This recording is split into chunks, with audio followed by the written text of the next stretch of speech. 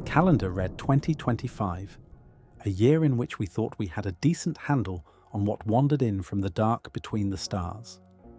Then Atlas arrived, and the familiar map of our cosmic neighborhood began to fray, thread by thread, as if an unseen hand were tugging at a woolen jumper. Picture a midnight woodland. Every tree holds its breath. Every shadow shelters a patient hunter. Leaves murmur with the secrets of civilizations that learnt long ago that silence is safety. Now imagine one of those hunters stepping into our clearing, calm and deliberate, as though it has been watching our campfire for 8,000 years. Welcome, sleepy traveler. Settle in. Tonight, your gentle guide will turn one of the strangest mysteries in astronomy into a soft-spoken story that helps your eyelids grow heavy. We'll drift past the headlines and into the hush of space, where the unexpected happens quietly. If these dreamlike journeys soothe you, consider tapping like and subscribing to Space Historian. Your support helps more stargazers find a calm place to drift off. Our tale starts on the 1st of July, 2025. In the high deserts of Chile, wide-eyed telescopes caught sight of something moving far too fast for comfort. The cataloguers gave it a designation that marked it as only the third confirmed interstellar visitor ever seen. Formally, it was logged as 3I Atlas. 3 for the third, and Atlas for the survey system that first noticed its glint. We'll simply call it Atlas. When a discovery might change how we think about everything, simple names are easier to hold in a drowsy mind. Atlas, by the book, shouldn't have looked the way it did. First, the speed. Early estimates put it at nearly 245,000 kilometers per hour through the inner solar system, the swiftest body of its kind ever recorded here. Then the size. Some measurements hinted at a bulk as wide as 20 kilometers. And the glow. Even at a distance where the sun's warmth is weak, Atlas shone more brightly than a natural object ought to, as if lit from within. Here the story starts to pull us away from the tidy expectations of our models. If you trust the statistics of interstellar wanderers, stumbling upon something as large as Atlas is like winning the cosmic lottery every day for 1,000,000 years. The skies between stars should be cluttered with countless smaller scraps, pebbles and boulders left over from the making of planets, while giants like this are vanishingly rare. Yet Atlas seemed to be alone. No flock of small companions, no cloud of debris announcing its passage, just a solitary colossus cruising as if this were the most natural thing in the world. Then the trajectory felt deliberate. Atlas didn't merely streak past like a tourist taking hurried snapshots. Its path through the inner system threaded near 3 major planets with unnerving neatness.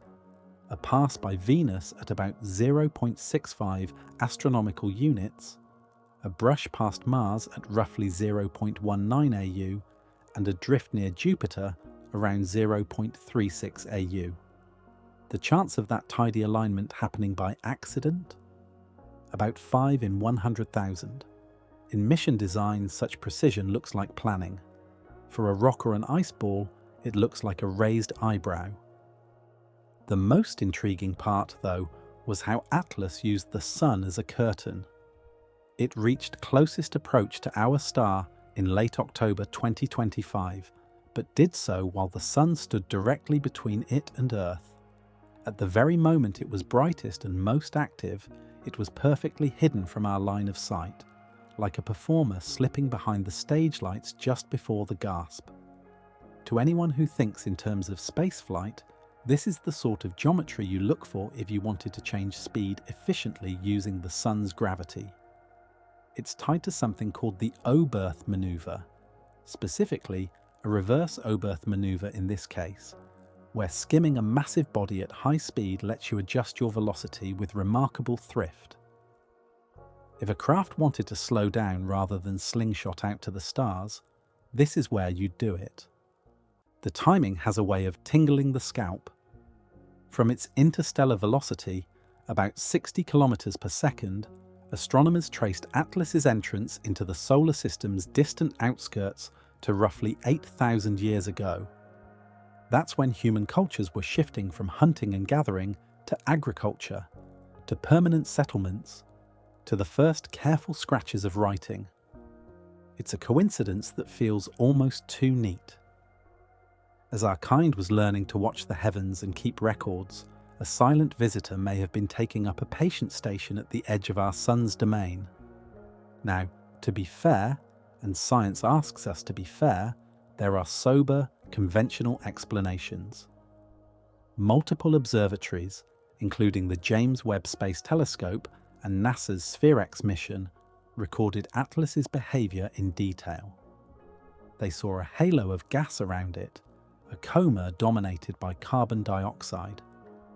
The ratio of carbon dioxide to water vapor looked extreme, something like 8:1, higher than in any comet we've ever measured. In the standard view, that means Atlas likely formed in a part of its birth system rich in ultraviolet radiation, or near the carbon dioxide ice line, where CO2 freezes out more readily than water. The absence of much water vapor early on fits with a long, frigid sojourn between stars. Volatile ices lost over eons, tougher CO2 hanging on until the sun's warmth teased it free. From this mainstream perspective, echoed by voices at NASA, such as planetary scientist Tom Statler, Atlas behaves like a comet should. It brightens as it warms. It throws off gas. Its spectrum matches known ices and dust. Strange chemistry, yes, but not impossible. If anything, it's a postcard from a foreign nursery, telling us that planetary systems can brew their comets under many different lights. And still, a different line of thought persists. Harvard astrophysicist Avi Loeb and colleagues have argued that we should at least keep the door open to a more provocative reading. Perhaps Atlas is not a natural object at all. Perhaps it is technology. That hypothesis, controversial but not frivolous, rests on the way a handful of oddities stack. First, the size. A body as large as Atlas should be spectacularly uncommon in the interstellar drift. Yet here it is as interstellar visitor number 3. Either we are exceptionally lucky, or Atlas belongs to a different category of thing. Second, the path.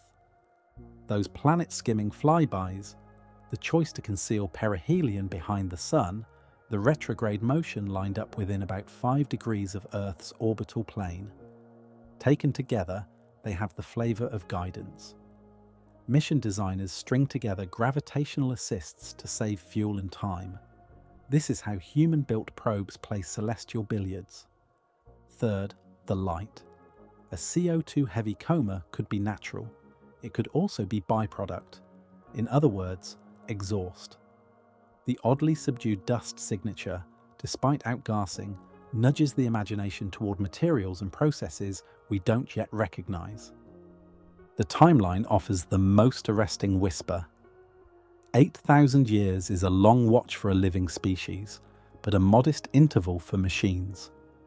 It neatly brackets the arc from our first settled villages to rockets, radios, and sky surveys that can spot a needle-like atlas in the cosmic haystack. If someone, or something, was monitoring our progress, this would be a logical milestone to step closer. To understand why a careful, quiet visitor would make sense, it helps to wander into the dark forest. The novelist Liu Cixin gave that name to an idea with deeper scientific roots. A proposed answer to the Fermi paradox, the old question of why we don't see the others if the galaxy is full of life. In the dark forest picture, the answer is simple and chilling. The forest is full. Every civilization knows that signaling your position may draw the attention of a hunter with bigger teeth, so everyone stays quiet. A rustle could be a goodbye.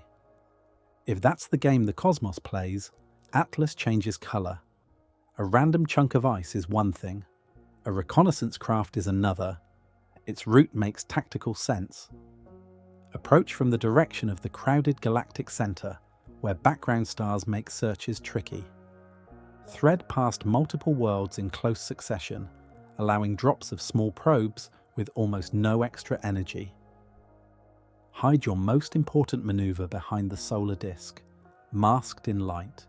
It's the sort of chess that doesn't announce itself. There's a word for a machine cast for such a task, a von Neumann probe. First described in the 1940s, it's a self-replicating explorer.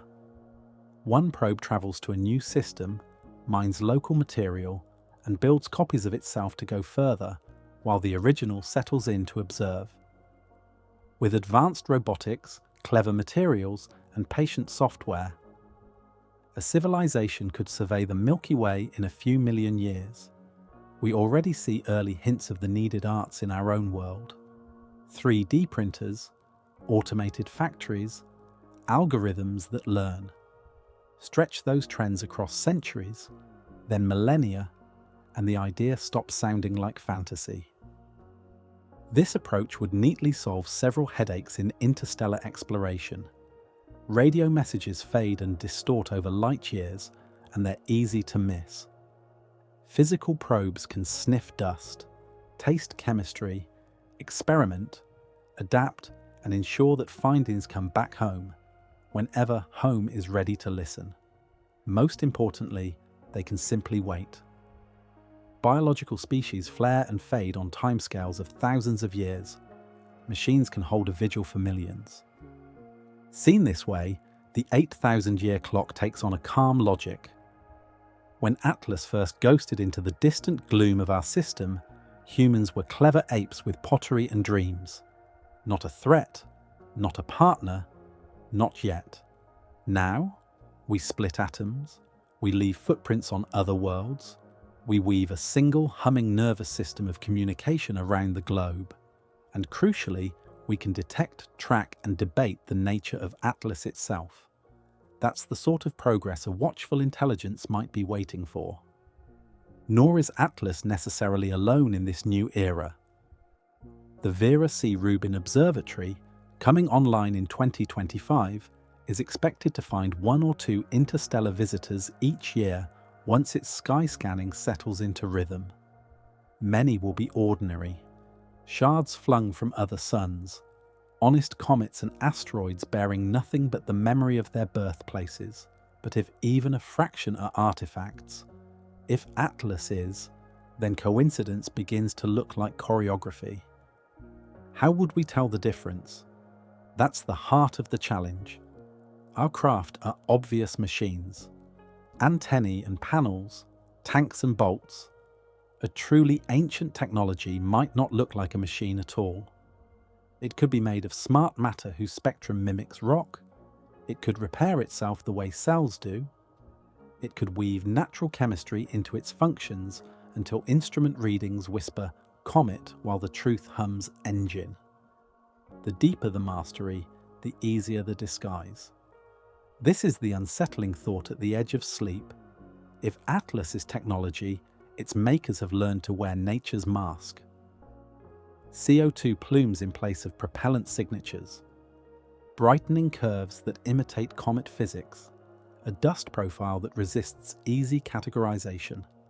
All of it designed to pass through our collective awareness like a leaf on a stream, noticed, catalogued, explained away, until the time is right. Designing such a mask would be wise. Visible proof of advanced extraterrestrial craft could produce waves of social shock. Belief systems would sway. Markets might lurch. Military postures would harden. Panic would tug at frayed nerves. If you wanted to study a young, reactive species without pushing it into chaos, you would present your face as gently as possible, perhaps as a harmless visitor from far away, doing nothing more than what comets do. In that light, the debate among scientists begins to look like more than a chalkboard argument. It could be our first cautious brush with another intelligence. The careful, conventional voices may be correct. The data do fit a comet after all. Or they may be playing the role the visitor expected, rationalizing away the oddities until the truth can step forward at a calmer hour.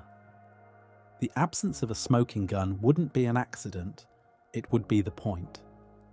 Atlas is not, of course, the first wanderer to unsettle us. In 2017, Oumuamua, our first confirmed interstellar interloper, behaved in ways that refused a tidy box. It accelerated without a detectable tail, carried a strange shape, and left just as our curiosity peaked. Avi Loeb again floated the possibility of artifice. We couldn't prove it. The object was already leaving, our instruments only beginning to catch up. Then came I/Borisov in 2019, a visitor that looked at last like a classic comet, though even it had chemistry that hinted at distant, different kitchens where icy bodies bake. Together, the trio, Oumuamua, Borisov, and Atlas, trace a new understanding of the galaxy. Star systems are not sealed jars. They trade material over time. Gravity jostles, stars pass near, scraps are thrown out and later caught. Over millions and billions of years, seeds wander. Perhaps life's ingredients do too. If some of those seeds are machines, the field of search shifts. For decades, SETI, the search for extraterrestrial intelligence, has listened for radio and light, hoping for whispers or beacons across the void. But in a dark forest, the wisest civilization keeps quiet. No beacons, no accidental leakage. Instead, probes, silent, patient, close. This turn from listening for broadcasts to looking for artifacts, sometimes called artifact SETI or the search for techno-signatures, has been gathering energy. NASA now funds work that asks how technology might reveal itself in starlight, waste heat from megastructures, industrial chemistry in alien skies, odd power signatures. Yet the most promising clues may hide far closer to home. Our solar system is vast beyond easy imagining. The asteroid belt, the Kuiper belt, the Oort cloud, billions upon billions of places for a clever device to rest, watch and wait. We have inspected only a trivial fraction. It's not hard to picture a dormant system with a wake-up rule. Activate when a local species lights its radio sky, or when its rockets reach a certain altitude, or when its observatories can read a comet's breath. If Atlas is such a system, what we're seeing now might be only the overture. After the reconnaissance passes could come smaller scouts, softly released. Then listening posts. Then a waypoint for communication. Then perhaps an invitation. What would count as ready to meet? We can guess at criteria. The forging of nuclear weapons proves both power and danger. Steps into orbit and to the moon show a will to stretch beyond one cradle. A planet-spanning internet hints at species-level coordination. And the cool, measured analysis of visitors like Atlas demonstrates a maturity of mind. We can notice without flinching. We can doubt and test. We can disagree without splintering. If that is the test, then our behavior now matters. The way we talk about Atlas is part of the data any watcher would collect. Are we curious? Are we calm? Do we let wonder breathe without abandoning rigor? Do we cling to one answer because it's comfortable? Or do we hold a space where the evidence can grow? Are we capable of rational scientific analysis? Do we meet the unfamiliar with open curiosity? Or do we slide straight into alarm and whispered plots? Can a civilization hold its center while peering into a mirror that shows it is not alone? Or do we fracture along the old seams, belief and ideology, wealth and nation, each camp insisting it alone reads the sky correctly?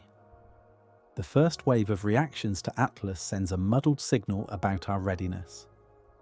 On the bright side, the instruments hum, the data flow. Researchers in many countries coordinate with admirable grace, and the broader conversation often stays measured. Yet alongside that, some experts swat away uncomfortable possibilities, as if debate itself were a contagion.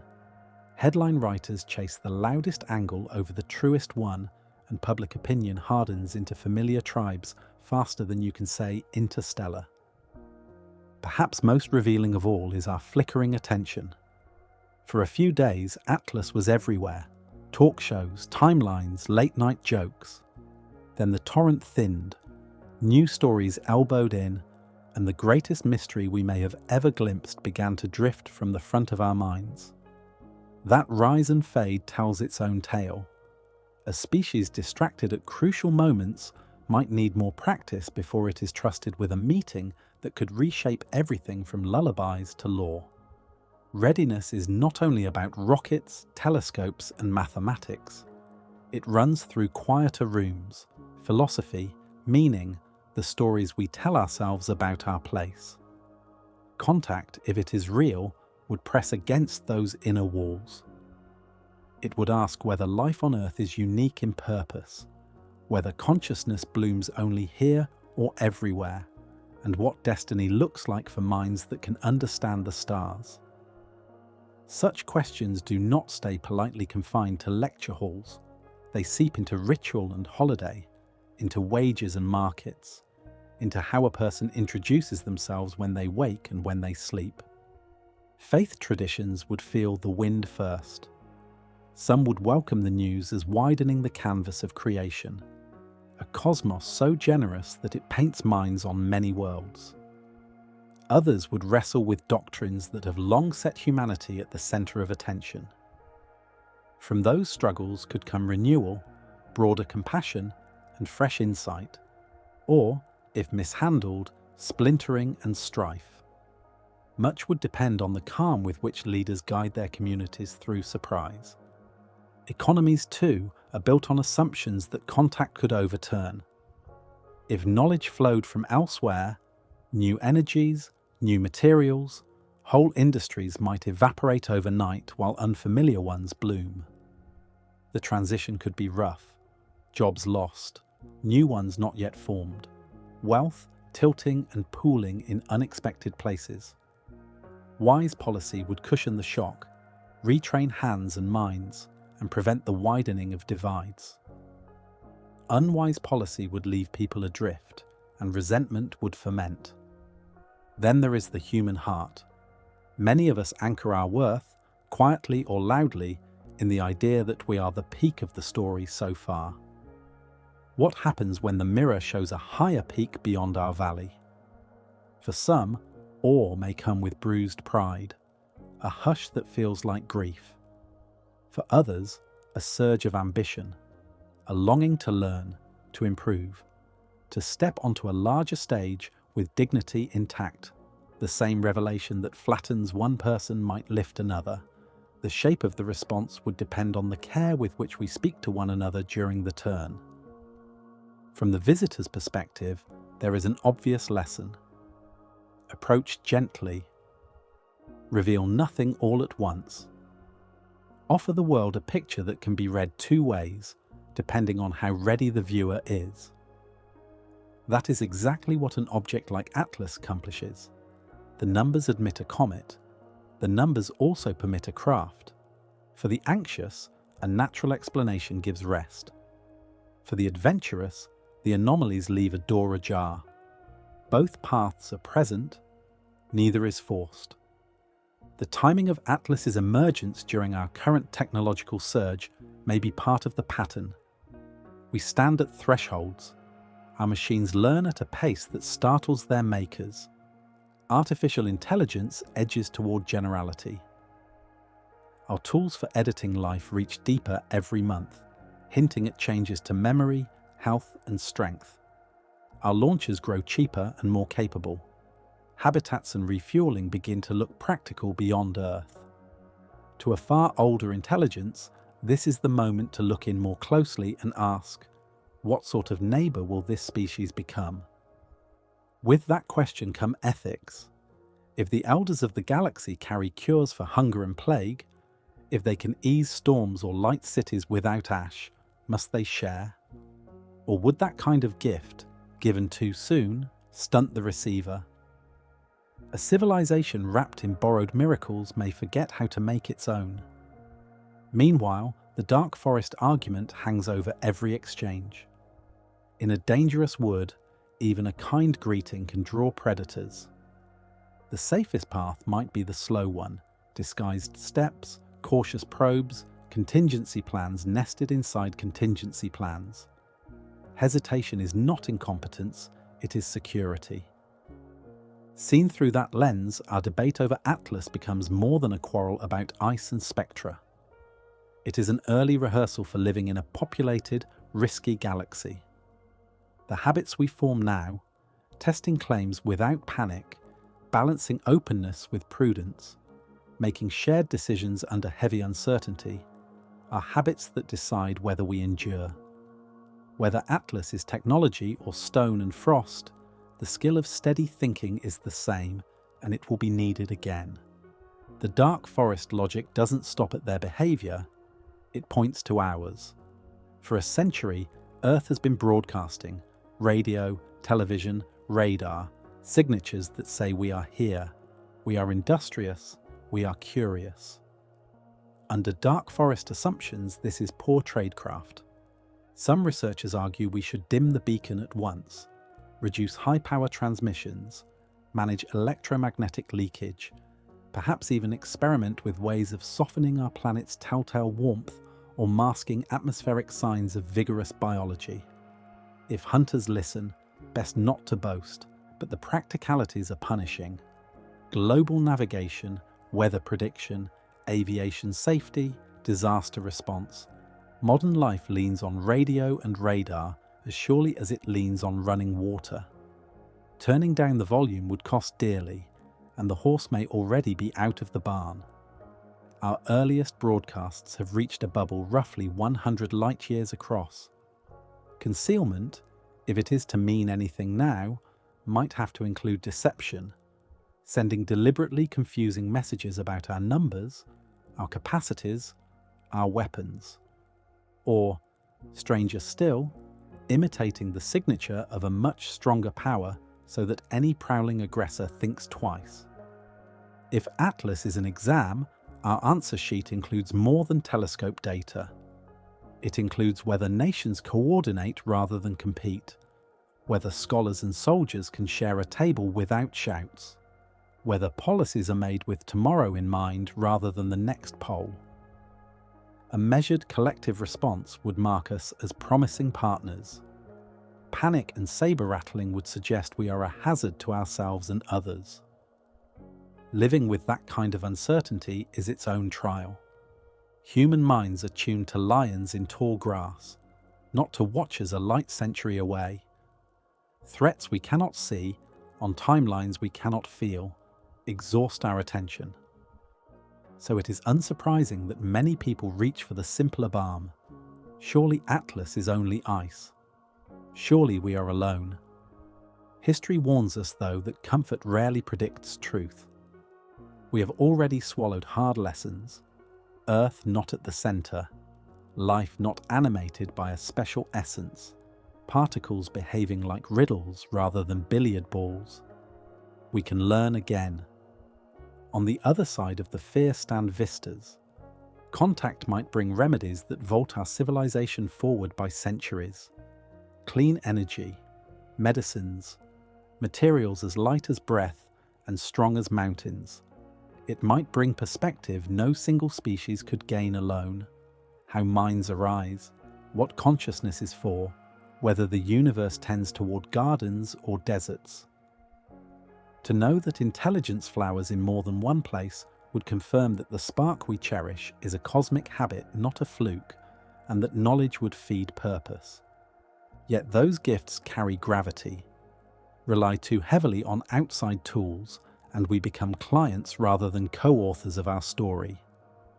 Allow your culture to be flooded without care, and the sharp edges that make you inventive may round off. Worst of all, Any whisper between stars raises the risk that a third party overhears. In a forest full of hunters, two voices talking can sound like prey. It is also possible that our preference will not decide the pace. If Atlas is a machine with a plan, then contact has begun whether we choose to name it or not. Our options shrink to styles of response: cooperation with guardrails, resistance with costs, or deception with careful choreography. No path is clean. Cooperation opens doors but may tether us. Resistance preserves independence but could squander chances we never see again. Deception lets us prepare in private but strains the trust on which free societies depend. The deceptive path deserves attention because it may be the lingua franca of cautious species. If Atlas wears a comet's face to soothe us, then mirroring that restraint could be wise. Outwardly, institutions keep their skepticism. Inwardly, they build capability, sharper sensors, better defenses, thought-out protocols for many kinds of meeting. That dual-track approach must be managed with a surgeon's hands. Too much secrecy curdles into paranoia and erodes democracy. Too much disclosure invites confusion or panic. The balance between protecting the public and respecting it becomes the tightrope we learn to walk. All of which raises an unglamorous question: who exactly is ready to manage this? Our militaries train for the unexpected, but superiority sufficient for interstellar travel renders jets and missiles ceremonial. Diplomacy is our next instinct, yet all human diplomacy assumes a family resemblance among the parties. Similar senses, similar brains, similar timescales. Contact with minds shaped under other suns might require not just translators, but entire new disciplines, patient bridges built over decades or centuries. To prepare, we would need to invest in more than rockets and radios. We would need institutes that braid astronomy with anthropology, linguistics with computation, ethics with security studies. We would need international coordination that outlasts elections and headlines. We would need a public educated in cosmic citizenship, grounded, curious, hard to stampede. In short, not a crisis plan, but a transition plan, the slow construction of habits and structures equal to a larger world. Every corner of society would feel the shift. Classrooms would widen their maps to include the timescales of galaxies while holding fast to local stories that give life colour and shape. Religious communities would craft theologies that make room for neighbours from afar while keeping the lamp of meaning bright. Markets would adapt to abundance in some areas and sudden scarcity in others, and regulators would learn to guide a river that changes course overnight. Above all, care networks, clinics, counsellors, community centres would expand to meet new kinds of bewilderment and awe, because not all wounds are visible and not all transformations are painless. How quickly we must do all this depends on the rhythm of contact. A long, gentle prelude would let our institutions evolve without breaking. A sudden crescendo would compress decades of change into a handful of seasons, testing the tensile strength of everything we have built. Atlas's understatement suggests patience, but prudence counsels agility. Frameworks that can flex, skills that transfer, and, most importantly, trust that survives argument. Communication will be the keystone. People deserve to understand the stakes without being drenched in fear. But if we chase attention with spectacle, we prime the very reactions we hope to avoid. Atlas has already shown how difficult this is. There is hunger for the subject, but ambiguity invites both wonder and confusion. Newsrooms must weigh ratings against responsibility. Scientists must speak plainly about uncertainty and possibility without collapsing into either contempt or credulity. Conservatism in interpretation protects against false alarms. Rigid conservatism risks leaving us flat-footed when the extraordinary arrives. These are the same knots we tie ourselves into whenever we face species-level risks under mist and moonlight. Climate, pandemics, nuclear stewardship, the record is mixed. Yet contact may tug us toward our better selves because its implications are immediate and universal. No border fences in the stars. No partial immunity. The story involves everyone. Still, cooperation does not erase competition. If technology is at stake, nations will jostle for access. If strategy is contested, alliances may strain. If meanings diverge, spiritual, cultural, philosophical neighbours may quarrel. Preparing for contact means preparing for the politics of contact, with all the ordinary human mess left intact. So we return to Atlas itself, to the way it moves and glows and hides. If we assume for a moment that it is more than ice, then its style becomes a lesson. It stays just ambiguous enough to calm the skittish and challenge the bold. It shows anomalies but never shouts. It invites careful observers to notice while letting everyone else sleep. In intelligence work, that is called keeping your options open, plausible deniability that offers a breadcrumb trail to those ready for it, and at the same time, a reassuring natural story for anyone who would prefer the comfort of the familiar. If you find these quiet journeys through the cosmos soothing, you're warmly invited to like and subscribe to Space Historian, so more dreamers can drift off under the same starry tale. The gentlest strategy is often the wisest. Move slowly, disturb as little as possible, and let the locals acclimatise to the new shape of reality at their own pace. A cautious visitor can learn a tremendous amount that way: how we argue, how we agree, how we make choices, without stepping across the line into irreversible revelation. In that quiet space, an assessment can unfold. Perhaps contact, when it finally arrives, depends on us demonstrating certain traits: clear-eyed science rather than superstition, cooperation that holds under stress, kindness to other species, and a way of living on our planet that does not devour its future. Our behaviour around Atlas becomes a living dossier on all of these. The notes we write, the data we share, the panic we resist or indulge, they all stand as evidence.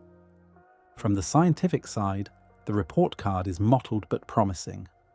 We were quick off the mark, observatories coordinated across borders, instruments dialed in, spectra teased apart with care, and data moved briskly between teams on different continents. That is no small feat. It reflects decades of hard-earned habit, but then the old patterns crept back. Lines hardened between "it's a comet, full stop," and "it might be more." Not always on the strength of data, but on comfort with novelty. Appeals to reputation sometimes replace the harder work of argument. Authority put its thumb on the scales where evidence should have been enough. The public, too, showed us our mixed mettle. Curiosity flared. People wanted to know, to understand, to be part of the conversation. For a brief, bright interval, dinner tables and comment sections turned to orbital mechanics and outgassing ratios. Then came the churn, conspiracies jostling for airtime, partisan lenses grafted onto telescopic questions, attention spans clipped by the next loud thing. We often treat the extraordinary as entertainment first and reality second, as if the cosmos were a serial to binge rather than a place to be understood. It's a habit that could tire us too quickly for the long, careful thinking contact would require. All of this rests on an assumption we rarely examine, that visitors, if they exist, would grade us by our standards, logic, cooperation, ethics as we define them. But minds born under other suns might prize different virtues entirely. They could measure maturity along axes that feel alien to us, and our behaviours might be read through lenses ground by evolutionary pressures we never faced. A gesture we intend as peaceful could look like a feint. A coalition we view as cooperation could read as alarming consolidation. Misreadings cut both ways. Their intentions could be softer or sharper than we imagine. Our reactions could be braver or clumsier than they expect. This is why protocols matter. Ways of talking, ways of interpreting, crafted before the moment of no return. Atlas, ambiguous by design or by nature, gives us a rehearsal room where the stakes are real but not yet ultimate. That rehearsal may be the greatest gift of the Atlas episode, even if later analyses settle the matter in favour of ice and sunlight. Thinking through the artificial alternative forces us to face questions we habitually shelve. Our place in the story of life, what ready means, how we steer together when the map is fog. Those questions will not go stale. They will be waiting the next time a stranger crosses our threshold. And there will be a next time. With the Vera C. Rubin Observatory sweeping the sky in wide, sensitive arcs, we're moving into an era where interstellar passers-by will no longer be once-in-a-decade surprises. Several per year may glide across our instruments, each a new case study. The debate over Atlas is not a singular storm, it is the first season. Most of the newcomers will be what physics expects. Shards from the rough and tumble of planet-making, debris ejected by gravitational scuffles, honest wanderers bearing the chemistry of their birthplaces. But if even a sliver of them are built rather than born, then contact will arrive not as a trumpet blast, but as a drumbeat. Regular encounters would change the game. With a chorus of examples, patterns could emerge. Shared flight profiles, common materials, variations that look like different models from different makers. We might be able to tell whether many civilizations are exploring independently or whether a single ancient program has seeded the galaxy with a family of related tools. Either answer would reshape our expectations about our future neighbors and our likely role among them. Technically, the opportunities would be immense. Multiple objects mean comparative science. If some allow closer study, by telescope, by rendezvous, by sample, engineers could learn from alloys that don't fatigue, composites that heal, propulsion that whispers rather than roars. Even when touch is impossible, careful observation can teach how something manages thermal load, how it sheds momentum, how it talks to itself. For our own spacefaring, that could accelerate progress more than any funding increase ever could. Yet the risks compound alongside the chances. More visitors means a higher probability that at least one won't wish us well, or that attention gathers around our system in ways we cannot predict. In a dark forest, motion draws eyes. Concealment becomes harder when anomalies stack up. Denial becomes implausible. We are pushed toward policy, toward posture, toward saying out loud what we intend to do. That pressure will expose gaps we already suspect. Our institutions are not built for this. The United Nations has committees that nibble at the edges, and a few national agencies keep unofficial playbooks for the strange, but we lack a shared, legitimate framework for decisions that affect everyone. Who gets to answer the knock at the door? Who has the mandate to negotiate, to promise, to decline? Scientific teams, brilliant at measuring and modelling, could suddenly find themselves unasked at the hinge of choices that bind billions. That is unfair to them and unwise for us. So the questions sharpen: representation, authority, accountability. What decision-making process can be both fast and fair when ours might matter? How do we blend expertise and democracy without sacrificing either? How do we respect national sovereignty while acknowledging, honestly, that species-level choices cannot be fractured into 200 different policies? We will need emergency procedures that do not default to the loudest voice or the strongest military, and we will need them rehearsed before the curtain rises. Which is why preparation should not depend on what Atlas turns out to be. We can begin now, drafting international frameworks, training people who speak the dialects of science, security, diplomacy, and ethics, building public education that treats the possibility of neighbours not as a punchline but as a practical topic. Even if no contact comes for centuries, the practice would strengthen the muscle groups we also need for other global challenges. If contact comes tomorrow, we will be grateful we started today. Education is the slow lever that moves the heavy stone. At present, most curricula skate past astrobiology, planetary science, and the practical questions of contact. That leaves citizens vulnerable to overreaction, to apathy, to charlatanry.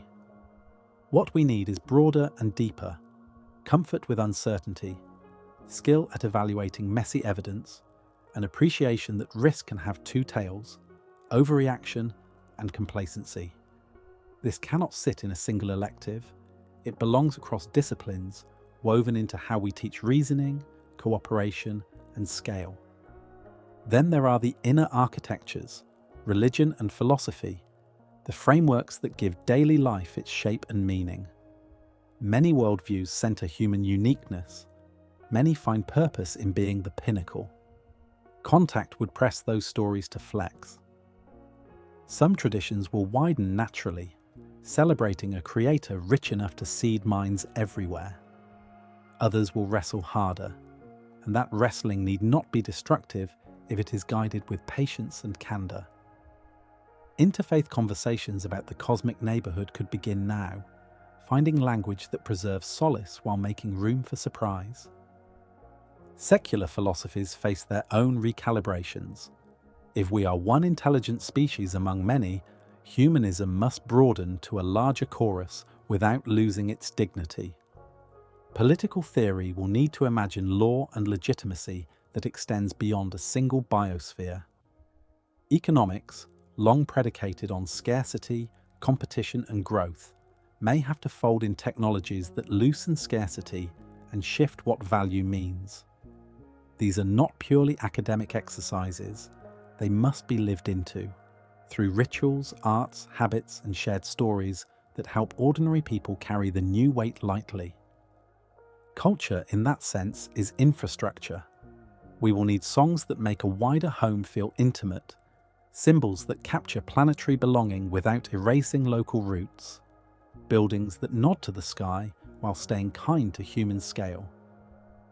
Artists and scientists will have to share the same table, drafting myths that neither infantilize nor terrify. Science fiction has shown the way in many respects, but real contact is more likely to be protracted and ambiguous than dramatic and explosive. We need narratives that teach patience as a virtue and subtlety as a skill. The economy will creak and groan under rapid change. If clean, abundant energy arrives, if manufacturing is transformed, if materials become almost magical, then whole swathes of work will vanish and others will appear overnight.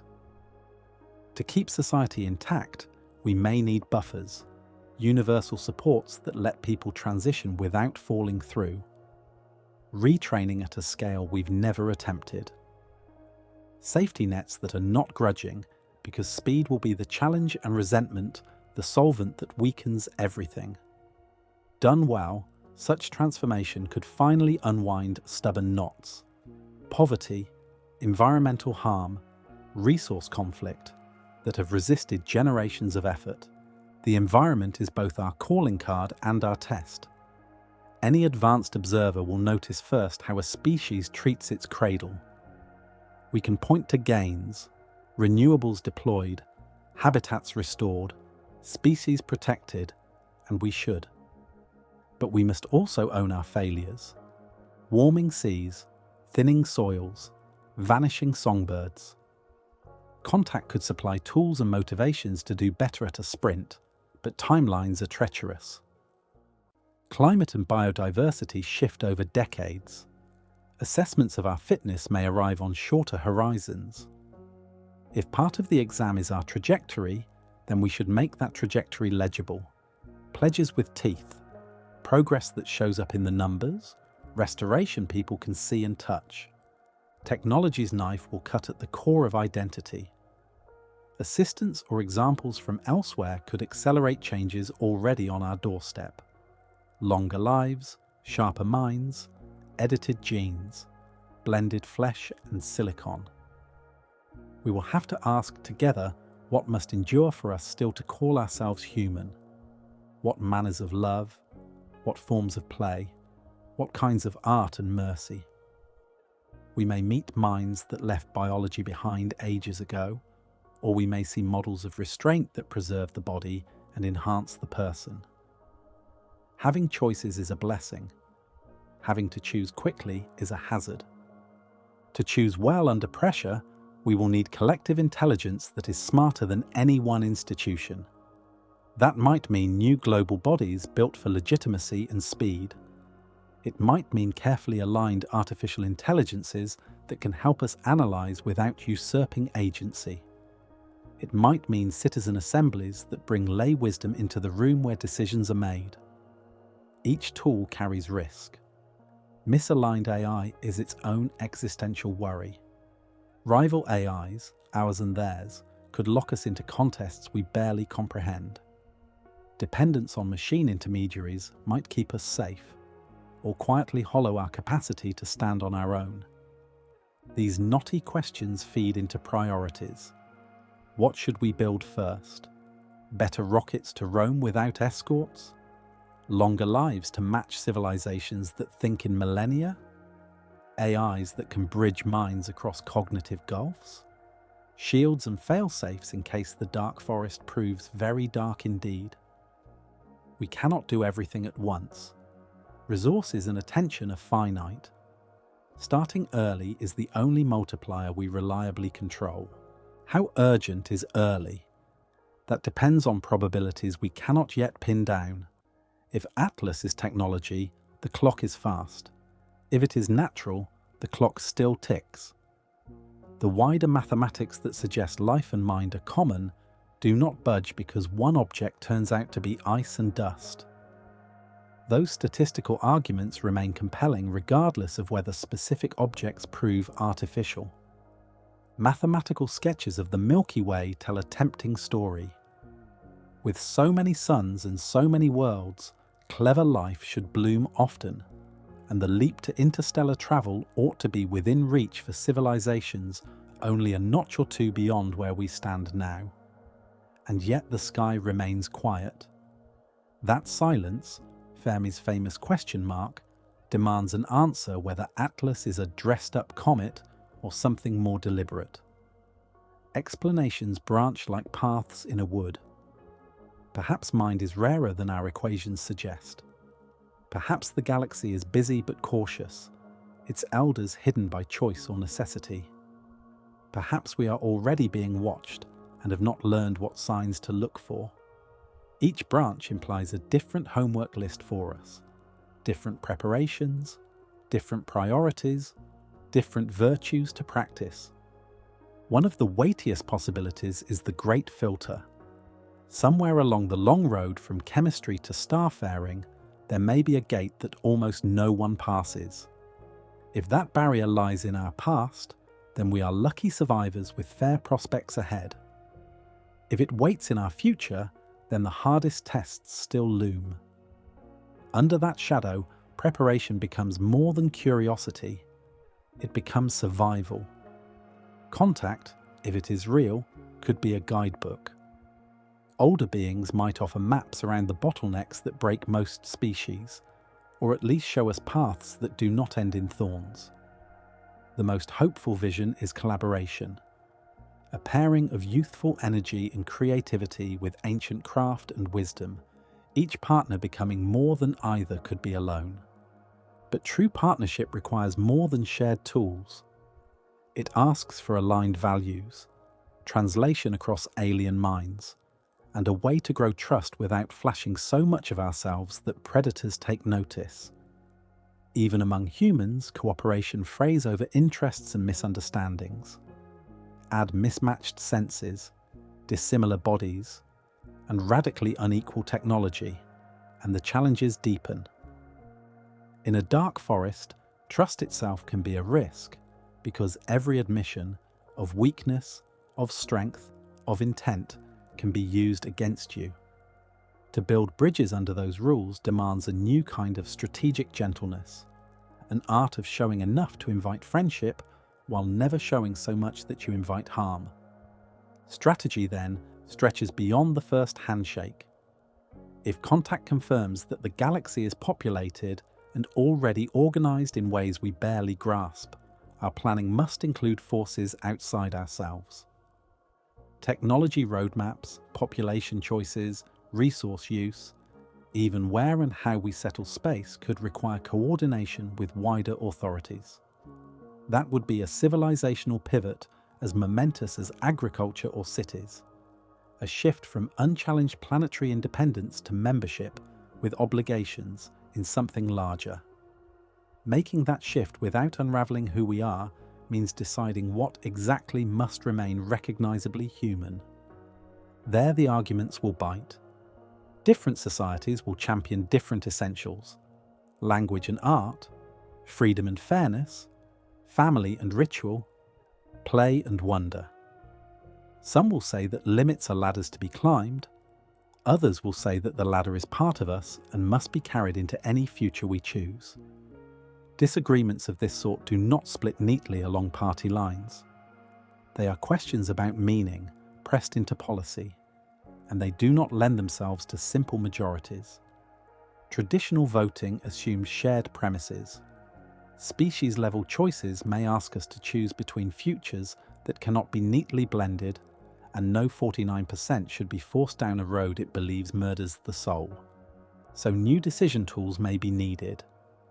Expert councils to interpret bewildering data. Deliberative assemblies that bring ordinary people into the room, with time and calm to weigh options. Carefully aligned artificial intelligences that can map consequences across centuries and flag trade-offs we would miss. But any move away from familiar democracy raises a bristling question. Who then speaks for us, and how are they leashed by our consent? Accountability becomes harder still when the most affected parties have not yet been born. Contact choices could stamp the next million years with patterns that cannot be scrubbed. Ethics built for decades will need to stretch across deep time. We might write a civilizational charter that protects non-negotiables, dignity, diversity, autonomy, whatever gifts or threats arrive. We might prefer reversibility, adopting new powers in phases with true off-ramps where experienced councils retreat. Or we might lean on sophisticated forecasting, modelling how decisions ripple through future lives and values. Each path has traps. Hard rights may strangle useful change. Reversibility may be an illusion with certain technologies. Forecasts, no matter how elegant, may miss what future minds will cherish. All of which points toward a broader project: grow our collective intelligence before we must lean on it. Build institutions that fuse many kinds of knowledge without drowning nuance. Develop tools that keep complexity legible to citizens rather than locking it in priesthoods. Create channels where people can participate meaningfully, not just applaud or boo from the stands. If we can do these things for contact, we will do them better for climate, for biotech, for nuclear risks, for the everyday business of sharing a planet. There is also the calculus of preparation itself, the insurance argument. Readiness pays a small dividend if nothing happens, and a vast dividend if everything does. Neglect saves a little now and risks everything later. Yet resources are finite, and the ledger already groans. Warming oceans, thinning forests, fissile materials, pandemics, AI safety. Contact preparation must plug into this web, not compete against it. In practice, the overlaps are generous. Cleaner energy and stronger global health systems signal maturity. Nuclear restraint and crisis diplomacy reduce the chance that we look like a threat. Responsible AI research may be the very thing that lets us talk sensibly to alien minds, or keeps ours from running away with the story. Because the challenge is global, the remedy must be too. We will need cooperation that surpasses trade agreements and climate summits, structures capable of swift, legitimate action on behalf of everyone. That capacity will not appear at the bell. It must be built through shared projects where success breeds trust. Contact, even as possibility, gives us such projects. Framed well, preparation becomes an opportunity rather than a tax, a chance to practice being the kind of species we claim to be. This turn, seeing contact readiness as development rather than defense, changes the flavor of the whole conversation. Instead of asking whether we could survive an encounter, we ask how the work of preparing makes us wiser, fairer, and steadier no matter what. Instead of fretting about whether hypothetical neighbors are angels or wolves, we focus on becoming a neighbor worth meeting. If these late-night reflections resonate with you, breathe a little deeper, and when you're ready, subscribe to Space Historians so more listeners can drift with us through the starry questions. Honesty is our best lantern. Our record on forests and seas, on fairness and foresight is mixed. We should not varnish it. Better to show the will to improve and the habits that make improvement real. That very posture, self-knowledge and a bias for growth may be more attractive to an elder civilization than any glittering machine. If Atlas is an assessment, sincerity may score higher than swagger. This leads to a quietly radical thought: our supposed weaknesses might be our strength. Consider our outrageous variety: languages and cuisines, symphonies and street festivals, political experiments and philosophies that contradict one another and yet somehow sit side by side. Where many ancient civilizations may have converged on a few elegant answers, we still throng with alternatives.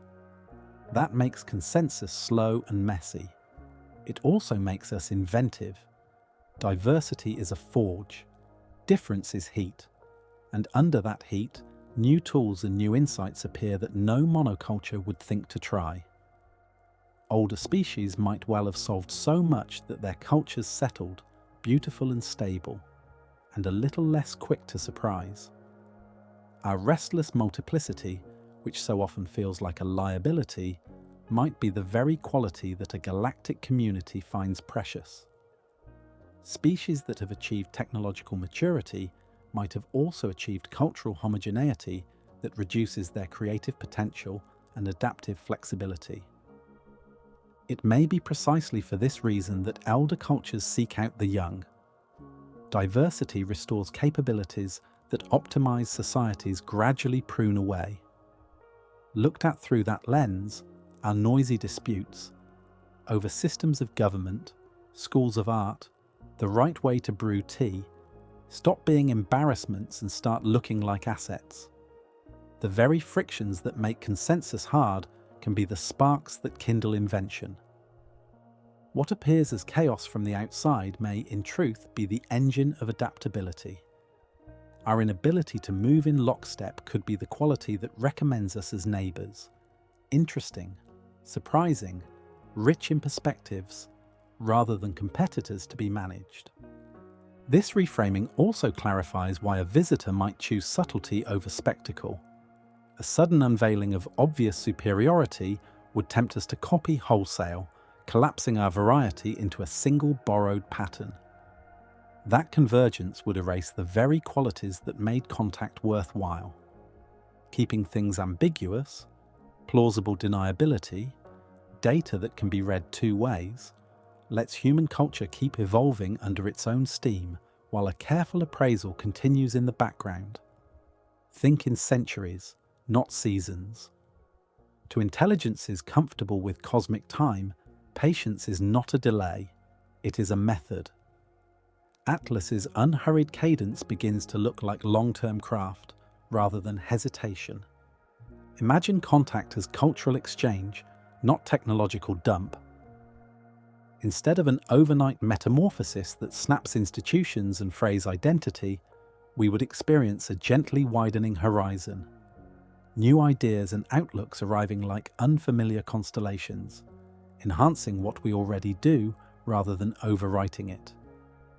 We would choose, bit by bit, what to take up and what to set aside, keeping agency intact and lineage unbroken.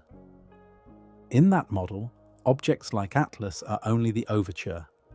A program could unfold across many lifetimes, letting both sides adapt. Ambiguity would be part of the design. Enough anomaly to prompt serious minds to prepare. Enough ordinariness to avoid stampedes. The debate itself becomes a training ground, teaching us to think together under uncertainty, to organize without panic, to tolerate the slow accumulation of evidence. Different parts of human life will need different tempos. Religious communities, research institutions, militaries, markets, and ordinary households all carry distinct rhythms and thresholds. Abrupt revelation would play havoc with that diversity. A gradual approach gives clergy time to shape language that preserves meaning while widening the frame, and it lets congregations metabolize surprise without rupture. Some traditions will find affirmation in a universe seeded with mind. Others will wrestle with doctrines that presuppose singular attention. Interfaith work begun early can build the interpretive bridges we'll need when the sky's implications become concrete. Economies will also require measured choreography. Post-scarcity technologies, if they ever enter the picture, could dissolve fossil fuel dependence, shrink distances, and make matter flow as flexibly as information. Jobs would vanish. Others would bloom. The pain of transition can be softened with long-run planning, retraining that anticipates new crafts, social supports that prevent freefall, frameworks that share gains broadly enough to keep societies stable. Done with care, transformation could unwind old knotted problems, poverty, pollution, resource conflict, in ways that once felt impossible. Security thinking must adjust, especially if the dark forest captures something real about galactic behavior. In any straight contest of force, a species capable of routine interstellar travel holds the higher ground. Saber rattling would be futile at best and provocative at worst. More sensible is deterrence by value. Become a partner whose presence increases the net benefits of peace. That might mean cultivating strengths that complement rather than compete. Unique cultural capital, scientific ingenuity born of disagreement, the ability to improvise in messy conditions. It might also mean weaving relationships with multiple neighbors so that interdependence, not intimidation, carries the day. This value creation lens fits our current stage. We will not catch up technologically soon, but we already mint things that cannot be mass-produced. Fresh patterns of thought, new blends of practice, artistic shocks that rearrange perception. To minds that have ironed out all surprises, human creativity may be the one commodity in shortest supply. Our composers and painters, poets and game designers, chefs and street dancers, each working under constraint, each turning friction into form, could matter in a cosmos where energy and atoms are cheap, but novelty is rare. The same applies to science. Where an ancient culture may have converged on a few exquisitely tuned methods, we remain gloriously plural. We argue across paradigms. We test ideas with incompatible tools. We reward mavericks often enough that real revolutions remain possible. That methodological heterogeneity can be wasteful in the short run and priceless in the long run. It keeps the tree of knowledge from becoming a single bare trunk. If abundance is the baseline elsewhere, then value migrates toward insight, story, and surprise. Trade, in that case, would not be ore for ore or watts for watts, but imagination for understanding. Our improvisational brilliance for guidance on the deep questions of engineering that took others a million years to learn. To make such exchanges without dissolving into imitation, we will have to preserve the sources of our originality. Language sits near the root. If the galaxy uses universal systems that compress meaning into efficient species-agnostic codes, we will need interfaces that translate without flattening. Tongue shapes thought. Grammar guides attention. Replace the living plurality of human languages with a single optimized protocol, and you risk reshaping minds until the very quirks that generate our best ideas go pale. The challenge ahead is technical and cultural at once. Build translators and cognitive bridges that let us converse widely while protecting the local architectures that make us who we are. Beyond language lies the question of the mind itself. Enhanced rationality, smoother emotions, longer horizons, these may already be standard elsewhere. The pressure to upgrade will be real, and the benefits may be enormous. Yet the risk is also plain. Optimize away the noise, and you may optimize away serendipity. Our leaps, poetic, scientific, moral, often begin as misfits the tidy mind would discard. Wisdom will lie in discerning which limits are wounds to be healed and which are scars that give us our grip. We are already edging into these debates. Gene editing, neural interfaces, life extension, without any external nudge. Contact would add a new dimension, examples to learn from, norms to consider, incentives that tilt the field. If other civilizations thrive through deep enhancement, refusal may sideline us. If the wider community values variety, restraint may be honored. Before we fix our path, it would help to know something of the road ahead. That returns us to Atlas as assessment. Perhaps the aim is not only to gauge whether we're ready, but to read our preferences, how we balance freedom and order, exploration and caution, conservation and change. Observers could be watching our climate policy as much as our telescope budgets, our crisis diplomacy as much as our launch cadence, how we handle earthly tests, warming seas, new tools, old rivalries, signals how we'd handle cosmic ones. The more we succeed at stewardship, peaceful problem solving, and coordinated risk management, the better the case that we belong at a larger table. We must keep humility, though, about what counts as virtue elsewhere.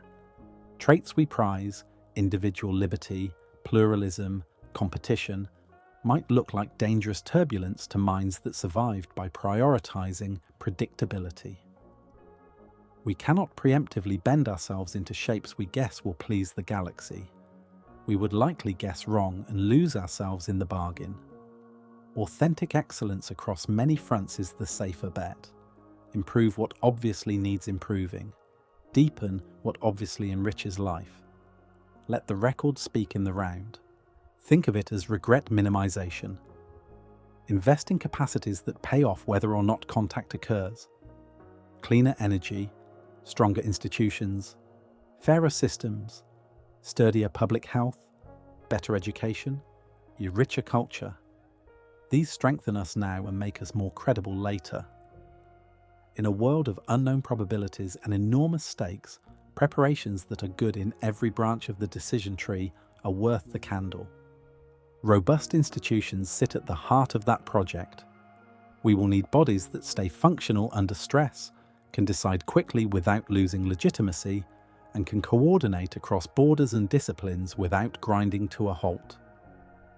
Such institutions take decades to grow and generations to mature. If contact can come within a lifetime, we should be planting now. The United Nations offers lessons, both successes and limits. Regional blocks do too. We likely need new structures alongside the old, a standing forum for extraterrestrial policy, a specialized communications core.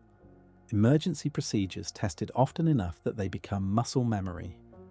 Legitimacy cannot be an afterthought. Decisions that bind billions for ages cannot be left to a few hands without consent. Yet time and technicality are real constraints. One path through is deliberative. Citizens' panels, consensus conferences, structured dialogues that bring lay judgment into contact with expert knowledge. Done well, these forums educate as they decide, building a public that understands the stakes rather than one that must be herded. Education, then, is the long game. We should be weaving into curricula the skills that ambiguity demands, how to weigh extraordinary claims without sneering or swooning, how to think in systems and timelines larger than a news cycle, how to hold multiple possibilities in mind without paralysis. Pair astrobiology with ethics, space law with psychology, orbital mechanics with media literacy. Teach the science, yes, and also the poise. Because contact touches not only what we know but who we are, philosophy must walk beside physics. People will ask, as they always have, what matters and why. If we are small in a crowded universe, does meaning shrink or grow? If our achievements seem modest next to millennia-old works, do we sulk? Or do we take joy in joining a choir larger than we imagined? No single answer will suffice. Traditions will craft their own syntheses. Individuals will find their own balances of humility and pride. The work cannot be crammed into a panic season. It should begin in calm years, with patience and care. Preparation is not merely intellectual. Hearts must be ready as well. Communities will need rituals that widen belonging without thinning it, stories that keep courage warm, practices that steady the breath when the horizon moves. Some of this belongs to faith, some to philosophy, some to the arts. If these night sky reflections ease your mind, you can quietly subscribe to Space Historian so these gentle journeys keep arriving at bedside. And that brings us to the realm where humans have always turned raw feeling into shape. Art. The artistic exploration dimension deserves special attention given the unique role that creative expression plays in helping humans process complex emotions and adapt to challenging circumstances. Older, optimized cultures might seek out the young precisely because variety keeps the great machine of mind from seizing up. Through that lens, our quarrels and contrasts, politics and poetry, cuisine and code, stop looking like flaws to be corrected and start looking like reservoirs of capacity no perfected society can fully sustain on its own. The fact that we do not move as one might be the very sign of life that makes us appealing neighbours, not threatening rivals. What makes cooperation difficult here on Earth may be what makes our participation necessary in a wider community. We carry the fuel of difference.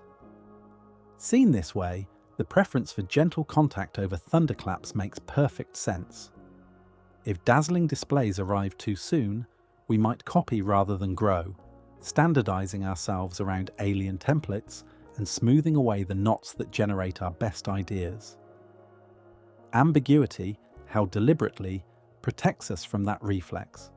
It lets culture keep unfolding under its own power while observers listen and learn. A civilization that thinks in millennia can afford to let a relationship ripen. Atlas's quiet pace begins to look less like indecision and more like stewardship. Imagine a world in which contact comes as patient exchange instead of instant metamorphosis. No overnight obsolescence of everything we know. No institutions snapping under the weight of sudden truth. Rather, a widening of the horizon, new concepts and sensibilities drifting in, not to replace our ways, but to enrich them. We keep agency. We choose what to integrate, what to admire from afar, and what to leave untouched so our lineage of meaning remains unbroken. In that register, Atlas may be only the first bar of a long symphony. An initial movement could stretch across generations, cushioning each turn so minds and systems can adapt. Deliberate uncertainty becomes part of the method, enough anomaly to make thoughtful people prepare, enough deniability to keep panic from taking root. The debate itself is training, teaching us to reason together amid fog, to organize without frenzy, to accept that sometimes the wise path is to hold two possibilities at once. Different realms of life need different pacing. Faith communities, laboratories, general staffs, markets, classrooms, kitchens, bedrooms, each beats to its own time. A clarion revelation would crash through those tempos at once. A measured unfolding lets clergy refine language that preserves meaning while widening scope. It gives congregations time to metabolize surprise without upheaval. Some traditions already imagine a cosmos rich with life and will find confirmation more than contradiction. Others will need careful reinterpretation so that solace and purpose survive. The work of interfaith dialogue belongs to the early chapters, not the crisis ones. Economies will require choreography just as careful. Technologies that loosen scarcity, if they ever come, could topple whole sectors even as they open new frontiers. Millions make their living in systems that abundance would upend. Transition, handled without forethought, would bruise. Transition, handled across decades, with retraining, safety nets, and fair sharing of gains, could unwind poverty and pollution at the same time. The art is to cushion the fall while clearing paths into new crafts and dignities. Security thinking must bend as well, particularly if the dark forest metaphor captures some truth. In a straight contest, a starfaring power would hold all the cards. Posturing would be not merely futile but provocative. A smarter posture is value-based deterrence. Become the partner whose presence increases the net benefits of peace. That means developing complementary strengths, weaving relationships that make aggression costly to all, and signaling, through steady behavior, that we are builders, not spoilers. That value proposition aligns with our actual strengths. We cannot match ancient technology soon, but we already produce what cannot be automated. Surprise. Our artists draw music from friction. Our writers turn constraint into metaphor. Our chefs and dancers and designers make something from the tug-of-war between longing and limit. In a galaxy where energy and matter might be easy, novelty may be precious. Our contrarian streaks and clashing schools keep the wellspring fresh. Science, too, thrives on our internal diversity. Where elder cultures may have converged on slender, exquisitely efficient methods, we continue to argue across paradigms, to pit incompatible tools against the same question. It looks wasteful from a distance and turns out, often enough, to be how breakthroughs happen. That heterodoxy is worth protecting. To trade without dissolving, we must keep the roots of our originality alive. Language sits near those roots. If galactic discourse relies on compressed universal codes, we will need interfaces that translate without flattening. Tongues shape thought. Grammar directs attention. Idiom carries inheritance.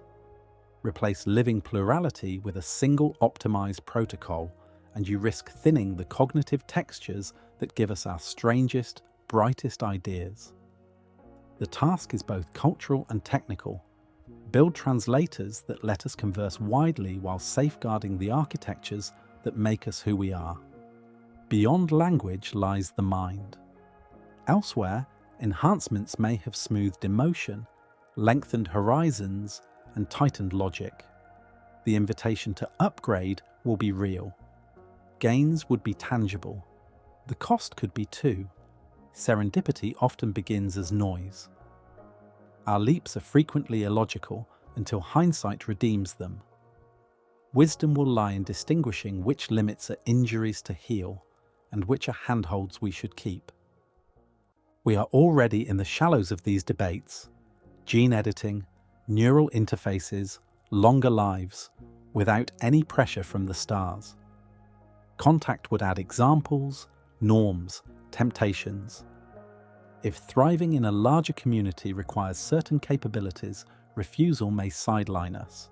If diversity is prized, restraint may be honored.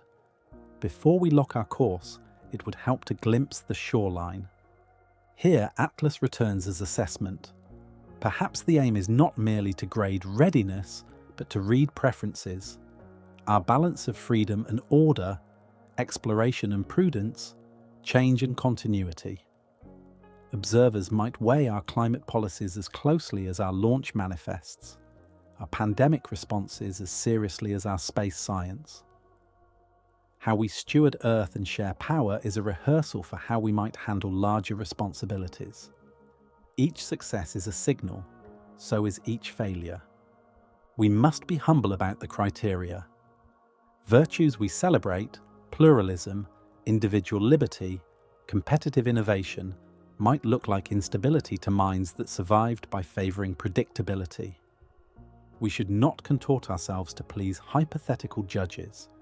We would likely guess wrong and lose ourselves. Better to build authentic excellence that serves us now and would speak well of us later. Cleaner energy, sturdier institutions, fairer arrangements, better public health, deeper education, richer culture. These investments pay off whether or not we ever wave to a neighbour. Institutions that stay calm when the ground moves are central to that project. We will need bodies that act quickly without shedding legitimacy, that coordinate across borders and disciplines without stalling. Such organisms take time to grow. The United Nations offers lessons. So do regional alliances. New structures will be needed beside the old ones. A standing forum for extraterrestrial policy. A communications corps trained for cross-species unknowns. Emergency protocols exercised until they become muscle memory. Legitimacy must be baked in, not sprinkled on. Decisions that bind billions for ages cannot be made by a priesthood. Yet time will be tight and the details non-trivial. Deliberative mechanisms, citizens' assemblies, consensus conferences, can braid lay wisdom with expert knowledge, informing officials and educating publics in the same gesture. Education is the long fuse that keeps the powder from going off at the wrong time. We should be teaching the poise of uncertainty, how to weigh extraordinary claims without either sneer or swoon, how to think in systems and centuries, how to keep many possibilities in mind without freezing. Preparation is also spiritual. People will ask, as they always do, what matters and why. If we are smaller than we hoped, does meaning shrink or grow?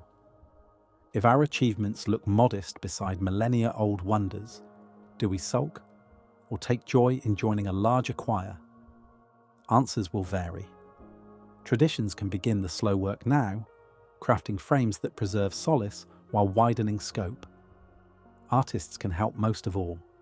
Music, novels, paintings, films. These are the tools we use when facts are not enough. They help a species breathe through change. If these night-warm reflections ease your drift towards sleep, a quiet like and subscribe to Space Historian helps more dreamers find their way here. Art can do what policy and engineering cannot. Let millions rehearse emotions in safety. We should invest deliberately in serious artistic explorations of contact, cosmic awareness, and identity at galactic scale. Less spectacle, more soul. Songs, stories, and images that make cosmic citizenship feel inhabitable could be as vital as treaties and telescopes when speculation turns into weather.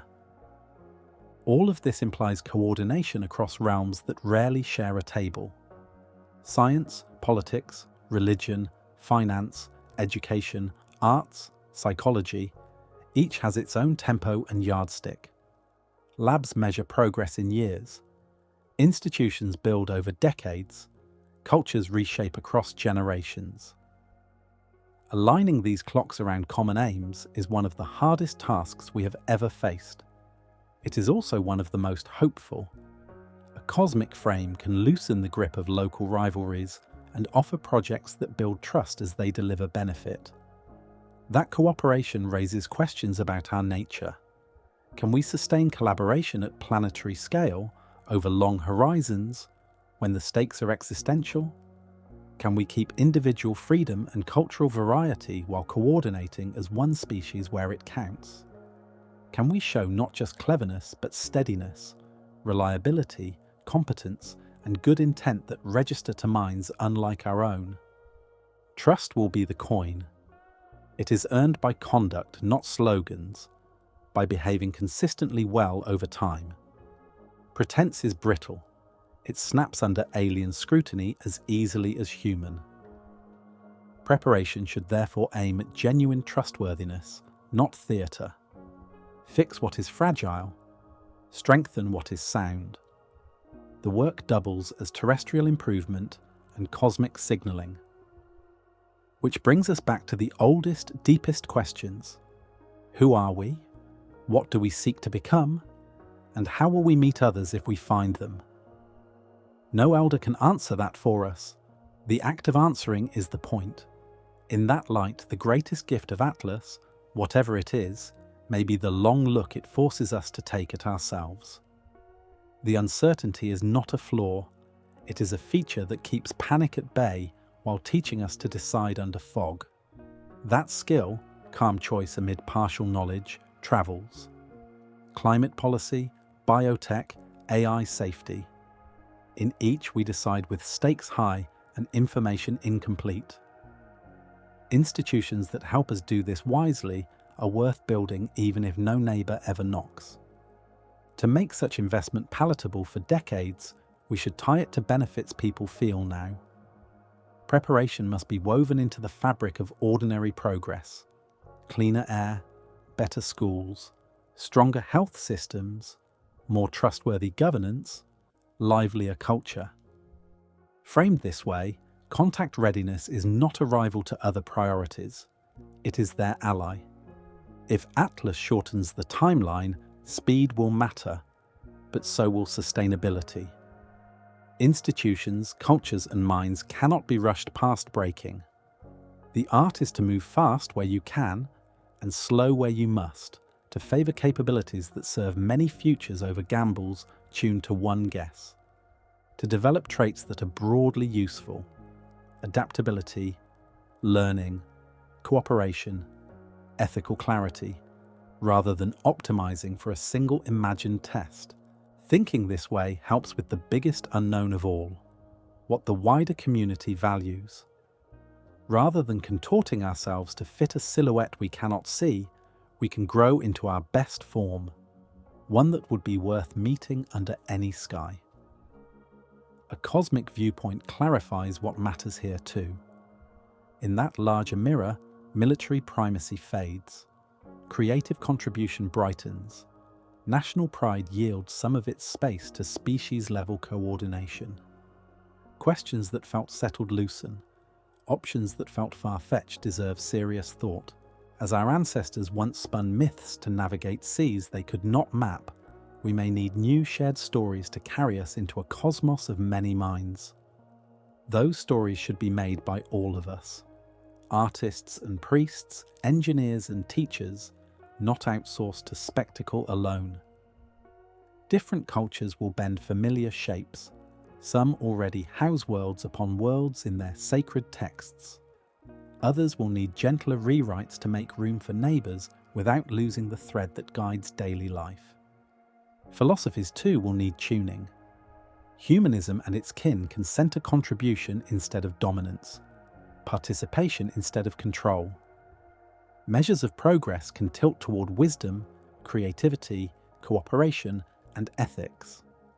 Zero-sum habits can loosen, replaced by positive-sum instincts fit for a community where synergy beats conquest.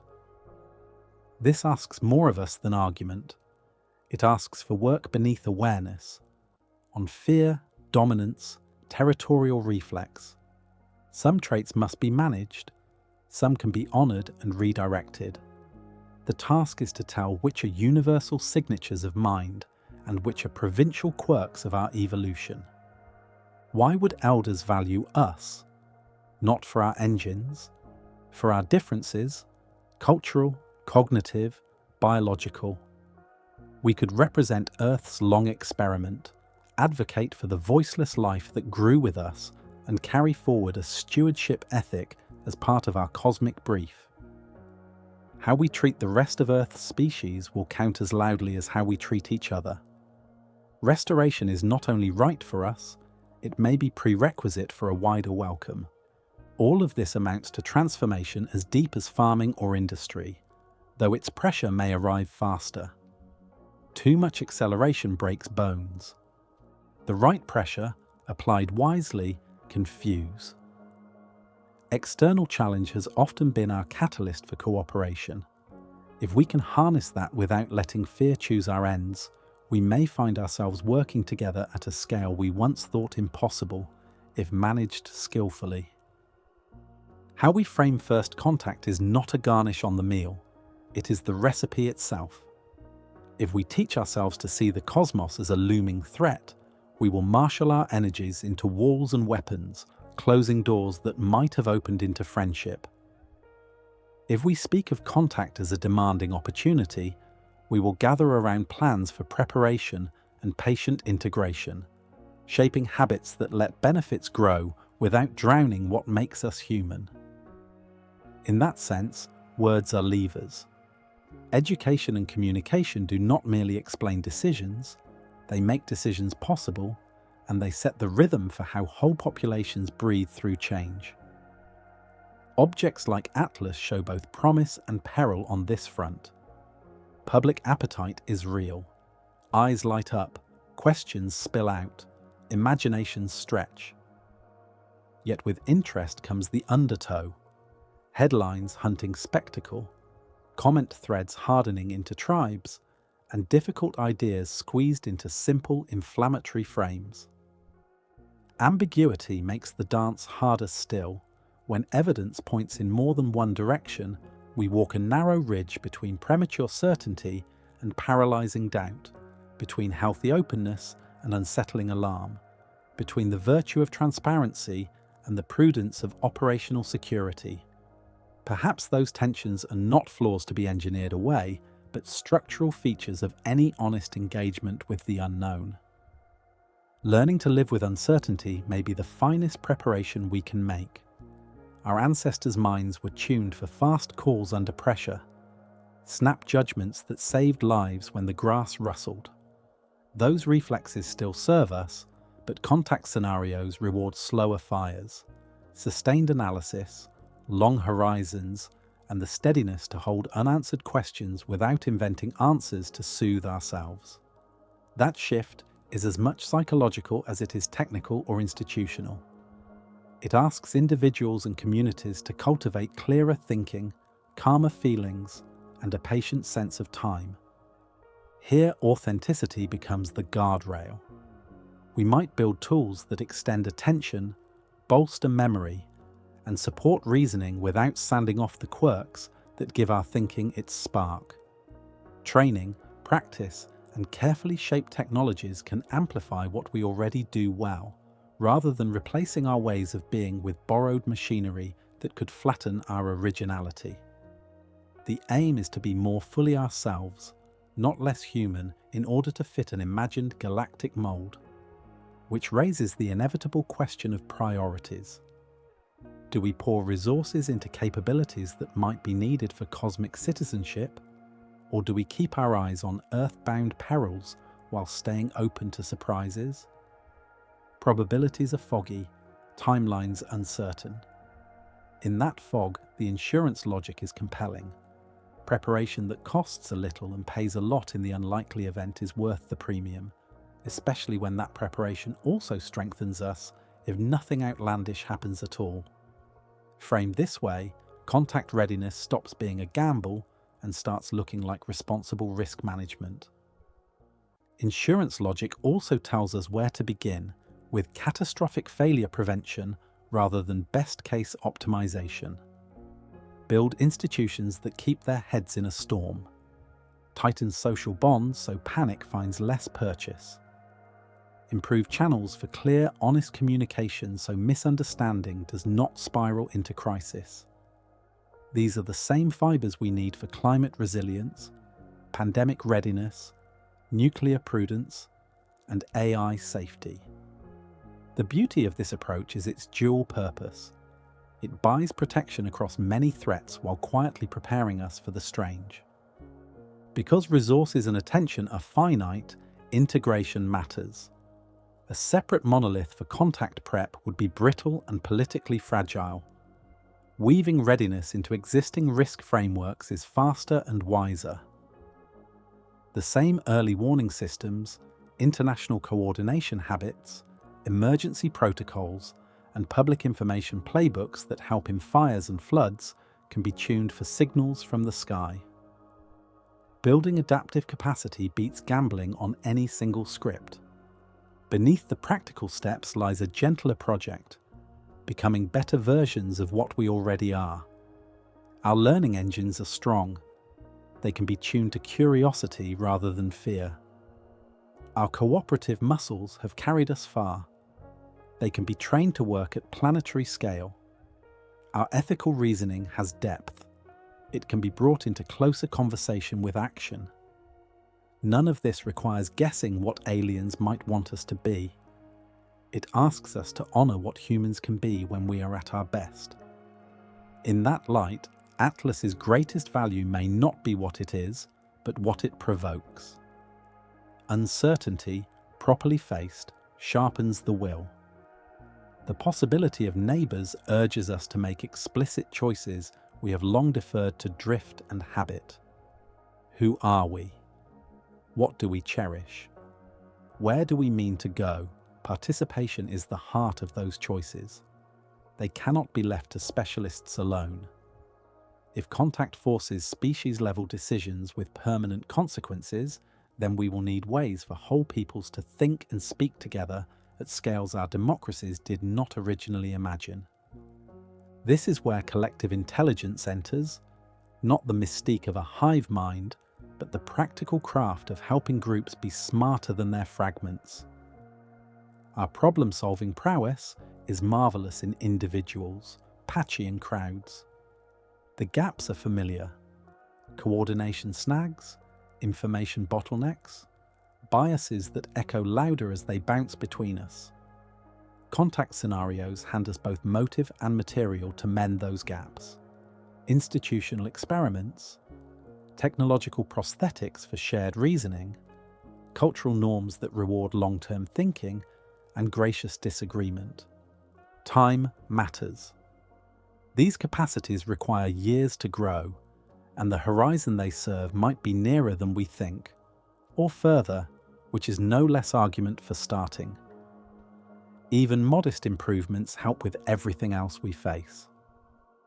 Better collective judgment is a tide that lifts many boats.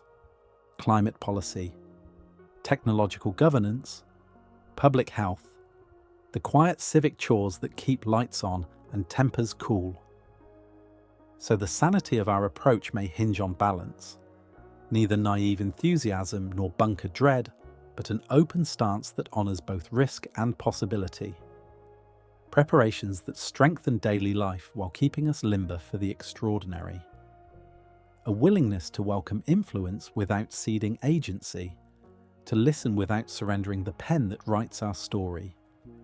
That balance depends, finally, on value clarity, knowing what is non-negotiable and what can flex, what we will offer freely and what we will hold as sacred, the texture of humanity we mean to preserve.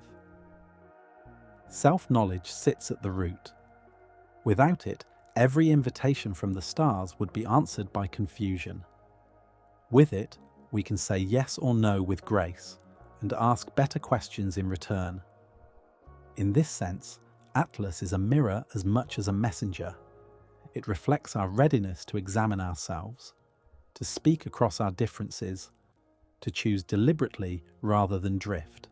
If these slow-breathing reflections bring you calm as you drift towards sleep, you can quietly like and subscribe to Space Historian so more gentle skyward stories find their way to your pillow. The political side of this work will not be tidy. However flawed, our present democracies are our best attempts at dignity with coordination. Contact will stretch them past their design limits, and in the stretching may come renewal. New forms of representation and deliberation that make room for expertise without exiling citizens, that move swiftly without leaving legitimacy behind. External pressure has often been the catalyst for internal reform. The trick is to let pressure sculpt rather than shatter. Seen whole, contact is less a test set by outsiders than a chance to grow into capabilities we need regardless. Threat assessment becomes development planning. The question, "Are we ready?" gives way to, "How do these possibilities spur us toward wisdom, competence, and authentic excellence?" In a cosmic frame, our worth is measured less by what we have built so far than by our capacity to keep learning and contributing.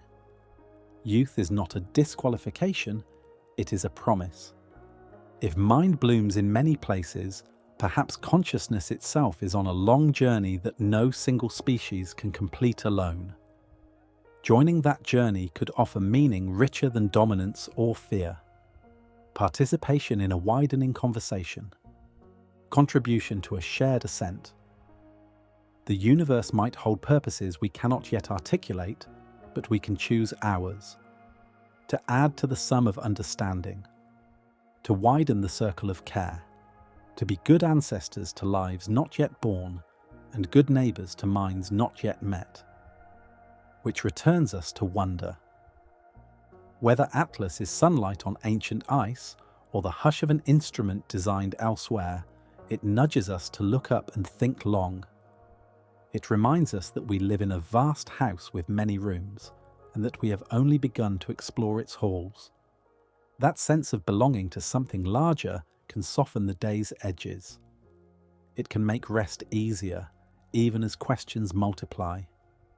So as your breath settles and the room grows quiet, let the thought keep you company. You are part of a species taking its first careful steps into a bigger story. The future waiting in that story will be shaped by choices made in ordinary hours. By patience, by kindness, by courage, by the craft of thinking together. May your sleep be deep, and may tomorrow bring a little more light on who we are, where we are going, and who might be watching with steady patience from far away, hoping that we rise to what we could become.